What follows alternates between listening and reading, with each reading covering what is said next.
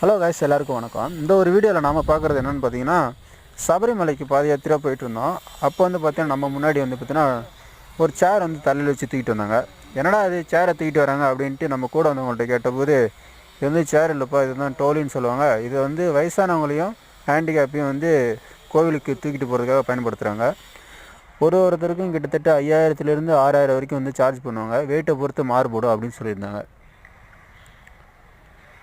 இது ஆனால் மழை வந்து பார்த்தோன்னா ரொம்பவும் செங்குத்தாக தான் இருந்தது. நம்மளால் ஏறதுக்கே ரொம்ப கஷ்டமாக இருந்துச்சு. ஆனால் வந்து பார்த்தோன்னா அவங்க 4 பேர் 60 to 70 கிலோ உள்ளவங்களாம் வந்து அசால்ட்டாக வந்து தூக்கிட்டு போனாங்க. அவங்களுக்கு வந்து இதுதான் தொழில். அவ்வளோ தூரம் தூக்கிட்டு போகிறது ரொம்ப கஷ்டமான ஒரு விஷயந்தான். ஆனால் எல்லாராலையும் வந்து 5000லேருந்து 6000 கொடுத்து பயணம் செய்வதுன்றது ரொம்பவும் கடினமான ஒன்று. அதுக்கான மாற்று வழின்ட்டு என்ட்ரன்ஸ்லேயும் ஒன்று வச்சுருந்தாங்க, நான் பார்த்தேன். அதை பற்றி நமக்கு தெளிவான டீட்டெயில்ஸ் வந்து தெரியல. நான் இது வந்து 5000ன்றது ரொம்ப அதிகமான அமௌண்ட்டு, எல்லாராலையும் கொடுத்து பயணிக்க முடியாது.